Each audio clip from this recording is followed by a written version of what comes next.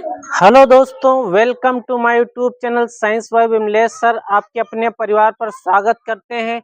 और जी हाँ दोस्तों, आज हम बात करने वाले हैं धातु और अधातु की। जानेंगे इसके प्रमुख गुण क्या होते हैं, बिल्कुल सरल और परीक्षा उपयोगी भाषा में। तो इससे पहले कि अगर आप लोग हमारे चैनल पे पहली बार आए हैं तो चैनल को सब्सक्राइब करें, लाइक करें और ये वीडियो अपने दोस्तों के पास अवश्य साझा करें। तो देर ना करते हुए चलते हैं अपने क्लास की तरफ दोस्तों। तो जी हाँ दोस्तों, आ गए हैं अपने पॉइंट की तरफ। अध्याय नंबर 3, धातु एवं अधातु यानी metal and non metal. Metal यानी धातुएं क्या होती हैं और अधातुएं क्या होती हैं। तो सबसे पहले हम लोग जानेंगे धातुओं के बारे में कि आखिर उनमें जो कठोरपन होता है वो क्यों होता है, और जो उनमें तन्यता होती है वो क्या होती है। तो हम एक एक को बेसिकली और बारीकी तरीके से समझेंगे कि दोस्तों धातुएं क्या होती हैं। तो धातुएं वे होती हैं जो कठोर होती हैं। क्या होती हैं? कठोर होती हैं, है ना। वे तत्व जो चमकदार हो, तो चमकने वाली जो चीज होती है, चाहे वो सोना हो, चांदी हो, तांबा हो, एल्युमिनियम हो, कठोर हो, हार्डनेस यानी जो लोहा होता है ना, वो भी तो कठोर होता है दोस्तों। तन्य, तन्य का मतलब जो खींचने पर बढ़ जाए, है ना, तो वो होता है जैसे आपका एल्युमिनियम है। और तांबे का जो तार होता है ना, कॉपर जिसे बोलते हैं। आघात वर्धनीयता, है ना, आघात वर्धनीय, तो ये भी एक होता है इनका गुण। ध्वनिक मतलब जब आप लोग जैसे क्लास में देखा होगा आप लोगों ने, जो बेल होता है लोहे का, जो घंटा होता है बजाने वाला, तो उस पर जब लोहे से उस पर पीटा जाता है तो उसमें एक ध्वनि निकलती है ना, तो वही होता है ध्वनिक। तथा ऊष्मा और विद्युत के सुचालक होते हैं, यानी जो धातुएं होती हैं इनमें जो बिजली होती है यानी जो विद्युत होती है, वो इधर से एक सिरे से दूसरे सिरे तक जा सकती है दोस्तों। ठीक है, धातु कहलाते हैं। क्या कहलाते हैं? धातु कहलाते हैं। ठीक है दोस्तों, यहाँ तक समझ में आ रहा है सभी को? उम्मीद है आप लोगों को समझ में आ रहा होगा। और इससे बेहतर पॉइंट आपको भी बताने वाले हैं। तो हम इसके जो धातु है उसके हम भौतिक गुण समझ लेंगे, फिर अगले पॉइंट में हम लोग समझेंगे इसके जो रासायनिक गुण होंगे वो समझ लेंगे, है ना। ठीक है दोस्तों, तो हम इसके सबसे पहले फिजिकल प्रॉपर्टीज के बारे में बात करेंगे। फिजिकल प्रॉपर्टीज क्या होती है दोस्तों? जो हमें बाहर से यानी जो ऊपर से या सामने से जो चीज हमें दिखती है, जैसे सपोज दैट हमें ये पेन है ना, ये मार्कर है, तो दिखता है प्लास्टिक का बना हुआ है या ये लोहे का बना हुआ है। तो सेम होता है, जो धातुएं होती हैं उनकी जो फिजिकल प्रॉपर्टीज होती है वो हमें सामने से ही जो क्लियर दिख जाती हैं, वही होता है फिजिकल प्रॉपर्टीज। तो फिजिकल प्रॉपर्टीज में दोस्तों सबसे पहले पॉइंट आता है धात्विक चमक का, यानी उनमें जो चमक रहती है वो क्यों रहती है। तो शुद्ध रूप में धातुओं की सतह चमकदार होती है। जो चाहे वो सोने की जो धातु हो, है ना, सोने का कोई वस्तु हो, या वो चांदी की हो, या एल्युमिनियम की हो, या कॉपर की हो, है ना, तो क्या होती है दोस्तों? शुद्ध रूप में धातुओं की सतह जो होती है वो चमकदार होती है। ठीक है दोस्तों, क्लियर है? यहाँ तक सबको समझ में आया? धातुओं का यह गुण धात्विक चमक कहलाता है, क्योंकि धातु में चमक होती है। जैसे सोने का रंग पीला होता है तो धात्विक चमक के कारण होता है, चांदी का रंग सफेद होता है। ठीक है दोस्तों, तो हमने धात्विक चमक के बारे में जाना ये बात दोस्तों। अब क्या होता है? हार्डनेस यानी कठोरता जो होती है वो क्या होती है, यानी जो धातुएं होती है, चाहे वो लोहे की राड हो, जो लोहे की राड होती है दोस्तों वो क्या होती है? कठोर होती है ना। उसे आप अंगुली से उसको या किसी चीज से आप इजिली नहीं दबा पाएंगे ना। तो उसमें जो हार्डनेस होती है वो क्यों होती है? क्योंकि उसमें एक्चुअली होता है क्या है, क्योंकि जो उसमें जो उसके कण होते हैं, जो अणु होते हैं ना, वो बहुत पास पास होते हैं, इसलिए हार्डनेस होती है उसके अंदर। ठीक है दोस्तों, तो क्या होता है? सामान्यतः धातुएं कठोर होती हैं। केवल मरकरी ही है एक ऐसा धातु दोस्तों जो साधारण ताप पर द्रव अवस्था में पाया जाता है, जो साधारण ताप पर द्रव अवस्था में पाया जाता है। तो हमने यहाँ पे इसको अंडरलाइन कर दिया है दोस्तों। ठीक है, जो मरकरी होती है, मरकरी धातु ऐसी होती जो कठोर नहीं होती, साधारण ताप पर द्रव अवस्था में होती है। ये क्वेश्चन आपसे पूछा जाता है पेपर में दोस्तों, ठीक है। तो क्या है, और एक पॉइंट और है कि धातुओं को चाकू से नहीं काटा जा सकता। भाई अगर लोहे की राड हो, क्या उससे आप चाकू से काट सकते हैं? नहीं काट सकते ना। परंतु सोडियम, जो सोडियम और पोटेशियम होता है दोस्तों, ये पॉइंट आप लोग याद रखिएगा। सोडियम और जो पोटेशियम होते हैं दोस्तों, है ना, ये धातु क्या होती है? मृद होती है। मृद मतलब मुलायम होती है ना, मुलायम होती हैं, और इन्हें क्या किया जा सकता है? इन्हें चाकू से काटा जा सकता है ना। जो सोडियम होता है इसे आप चाकू से काट सकते हैं, पोटेशियम को चाकू से काट सकते हैं मेरे दोस्तों। ठीक है, सबको यहाँ तक क्लियर हुआ? ठीक है, अब हम बात करने जा रहे हैं अघात वर्धनीय की। अघात वर्धनीय यानी अघात वर्धनीयता क्या होती है दोस्तों? तो धातुओं का वह गुण, धातुओं का वह गुण। अघात वर्धनीय का मतलब होता है कि किसी भी धातु को, जैसे मान लेते हैं कि वो सोने का तार हो या चांदी का हो, तो उसे पीट पीट कर थोड़ा सा मतलब लंबा टाइप का कर देना, है ना।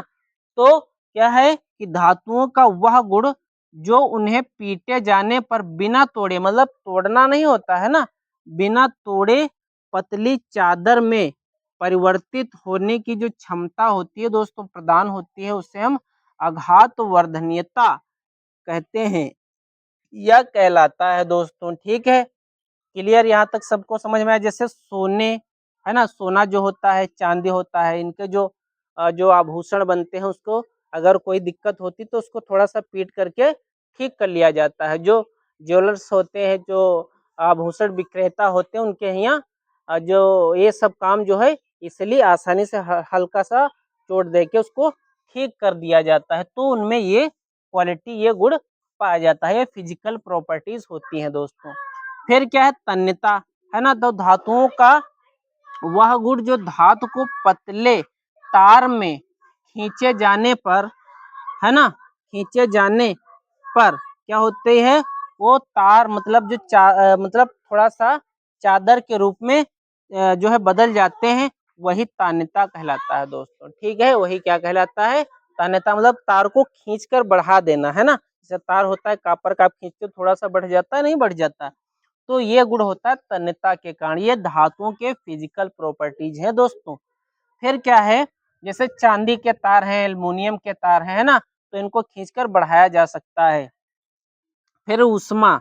अब क्या आता है? ऊष्मा। जो धातुएं होती हैं उनको जो है किसी मतलब फॉर्म में, मतलब दूसरे अगर अवस्था में हमें बदलना है तो उनको ज्यादा गर्म करना पड़ेगा ना, तो उनको हमें ज्यादा हीट देनी पड़ती है, ज्यादा उष्मा देनी पड़ती है दोस्तों।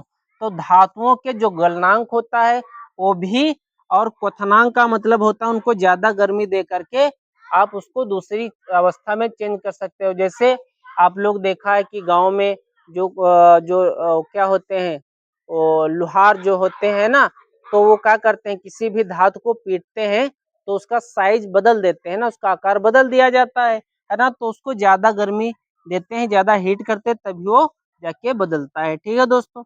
अब जो धातुएं होती हैं दोस्तों, वो विद्युत की सुचालक होती हैं, है ना। यानी उसमें बिजली का करंट हो या कोई अदर ऊष्मा हो, एक स्थान से दूसरे स्थान तक चली जाती है अणुओं के कारण दोस्तों। ठीक है, तो धातुएं विद्युत की सुचालक होती है, उनमें करंट जा सकता है, उष्मा जा सकती है।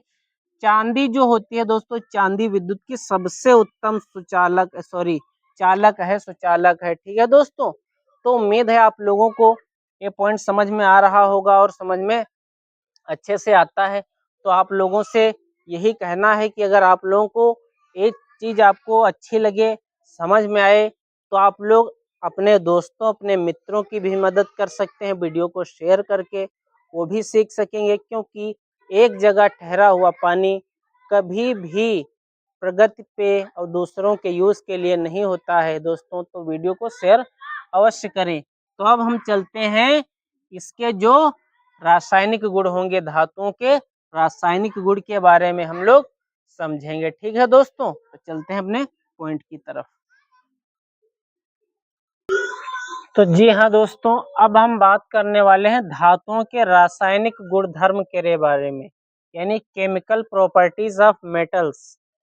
क्या होता है दोस्तों, धातुओं का वायु में दहन, तो इसके अलग अलग रासायनिक गुण होते हैं, जैसे कि हमने आपको बताया वायु में और अम्ल के साथ और लवण के साथ, तो अलग अलग सभी के जो इसके गुण होते हैं वो हम सभी को अलग अलग जान लेंगे दोस्तों। तो पहले हम जानने वाले हैं धातुओं के साथ इसका जो दहन होता है वो क्या होता है और किस प्रकार का हमें जो उत्पाद मिलता है वो क्या बनता है। तो दोस्तों सामान्यतः सभी धातुएं ऑक्सीजन के साथ संयोग करके धातु ऑक्साइड बनाते हैं, यानी जितनी भी धातुएं हैं वो सभी ऑक्सीजन के साथ संयोग करके ऑक्साइड बना लेती हैं दोस्तों। तो इसका जो क्या रहने वाला है फार्मूला, या हम कह सकते हैं समीकरण जो रहने वाला है इसका, तो धातु कोई भी धातु हो सकती है, चाहे सोडियम हो, पोटेशियम हो, एल्युमिनियम हो, जिंक हो, कोई भी धातु अगर ऑक्सीजन के साथ संयोग करती है तो वो धातु ऑक्साइड बना लेती है। जैसे मैग्नीशियम जो धातु थी उसको वायु में जलाने पर या दहन करने पर दोस्तों हमें मैग्नीशियम ऑक्साइड प्राप्त हो जाता है, मैग्नीशियम ऑक्साइड बनता है। क्लियर है। अब आप इसकी जगह मैग्नीशियम की जगह सोडियम भी रख सकते हैं, सोडियम के साथ ले सकते हैं, एल्युमिनियम के साथ ले सकते हैं, जिंक के साथ ले सकते हैं दोस्तों। ठीक है, तो इस प्रकार से आप कोई भी यहाँ पे जो है वो क्या कहते हैं, आप जो है धातु ले सकते हैं। ठीक है दोस्तों, अब इसके कुछ पॉइंट्स आते हैं, उभय धर्मी ऑक्साइड क्या होते हैं और क्षारीय ऑक्साइड क्या होते हैं। ठीक है दोस्तों, तो उभय धर्मी ऑक्साइड ऐसे ऑक्साइड होते हैं जो अम्ल तथा क्षार दोनों के साथ क्रिया करके क्या लवण बनाते हैं, क्या बनाते हैं, लवण बना लेते हैं, उसे हम उभय धर्मी ऑक्साइड कहते हैं। ठीक है दोस्तों, है ना।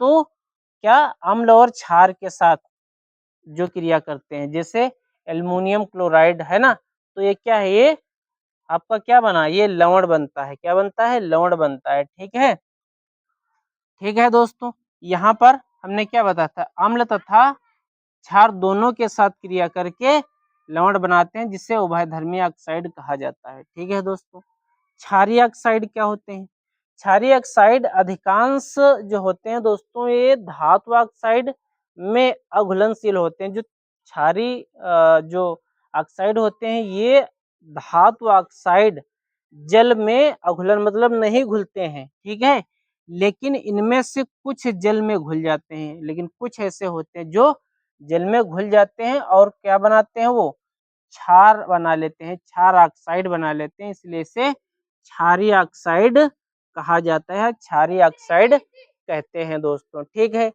यहाँ तक क्लियर है। तो अब इसका जो समीकरण है वो देख लेते हैं। ठीक है, तो Na2O है ना, सोडियम ऑक्साइड और जल है ना, इसके साथ जब इनको घोला जाएगा तो सोडियम हाइड्रोक्साइड हमें प्राप्त होता है दोस्तों। ठीक है, तो हमने अब इसका जो है बताया कि धातु का वायु में दहन। अब हम बताने वाले हैं धातु का अम्लों के साथ क्रिया। ठीक है, धातु की अम्लों के साथ क्रिया हम लोग समझेंगे नेक्स्ट पॉइंट में दोस्तों।